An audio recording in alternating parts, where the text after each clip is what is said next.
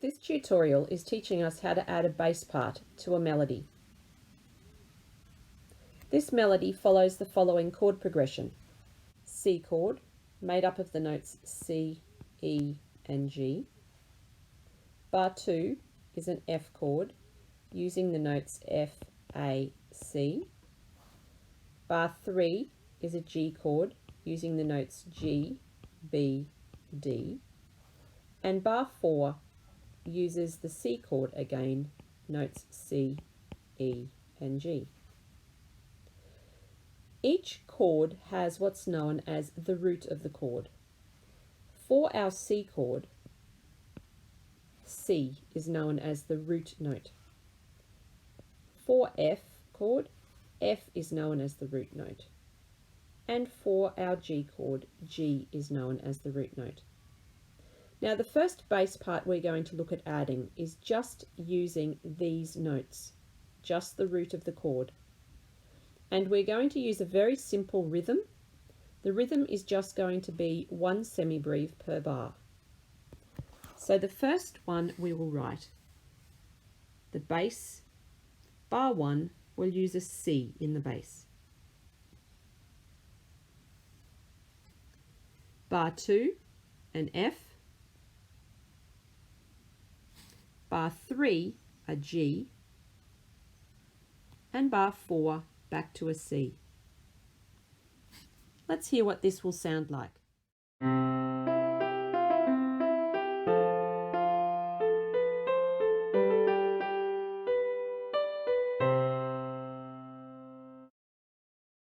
This time we're going to make it a little more interesting by adding more notes to our bass line. Instead of semibreves, we're going to use minims or half notes. And we're going to use two different notes of the chord. Now the notes of the chord are referred to as the root, which we have already discussed. The top note is referred to as the fifth, which is what we'll be using for this one. And the note in the middle is known as the third. So I'm going to use the root and the fifth for each bar.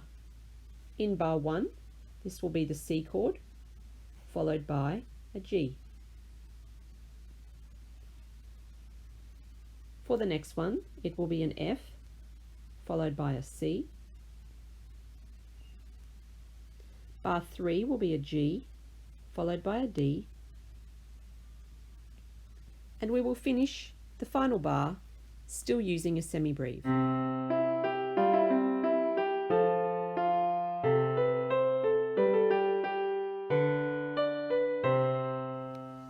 Continuing on, we're going to make our bass line a little bit more complicated, but we're not going to change the two notes we're using. We're still only going to use the root and the fifth, which in a C chord is the C and the G. An F chord, the F and the C.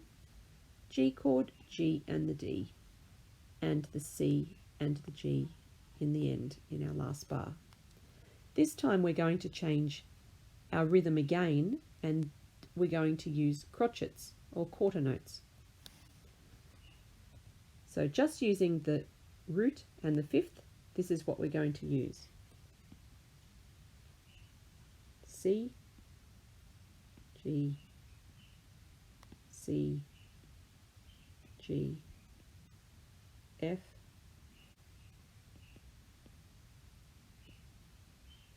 F, C, G, D, G, D, and here we're going to finish on a C here. So let's just ignore that for a moment. C, G, and a minim down the bottom here. Let's listen to what this sounds like.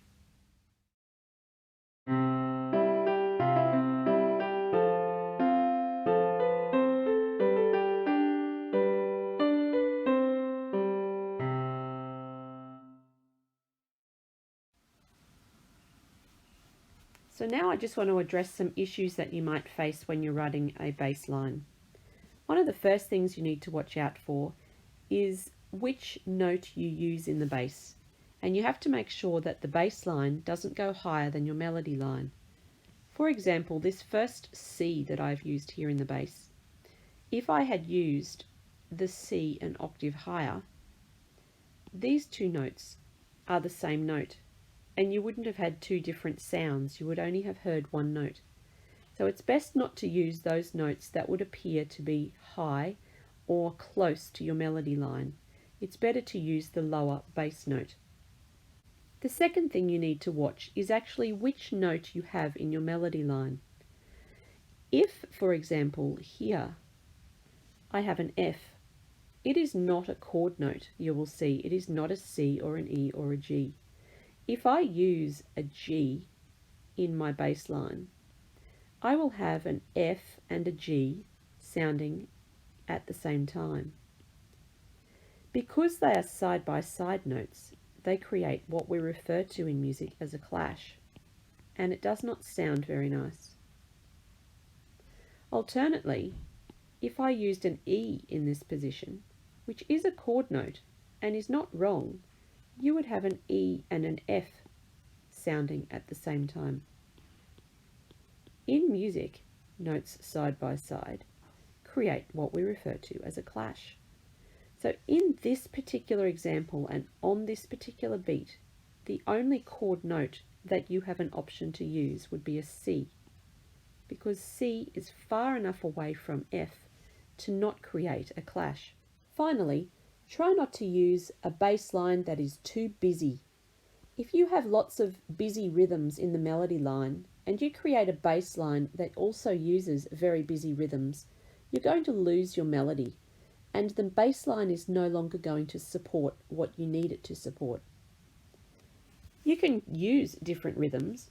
For example, in bar 1 here, you could use a dotted crotchet, followed by a quaver, followed by a minim. Try also to use a similar rhythm in each bar of your bass line.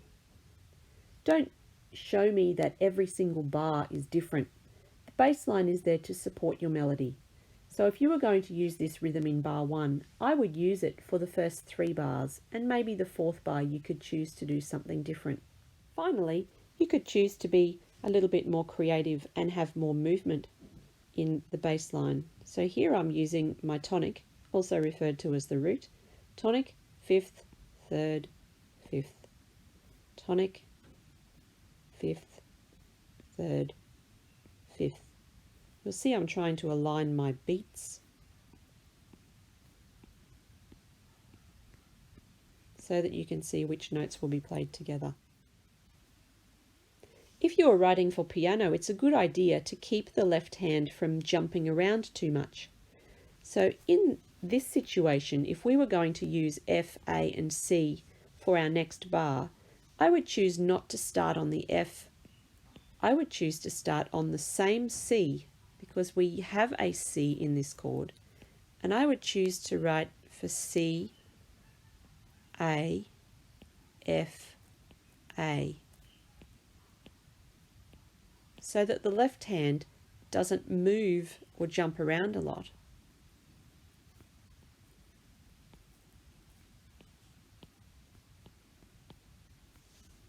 And you might end up with something similar to that.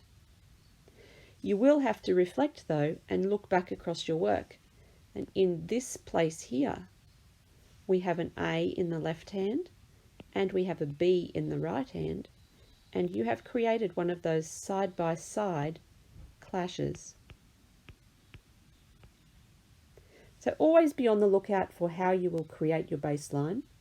Sticking closely to the notes of the chord will help you create a successful bass line. And keep in mind, probably passing notes could be avoided, and try and watch those clashes that can occur between notes of the melody and notes of your bass line. All the best creating your new bass part. I can't wait to hear what you've created.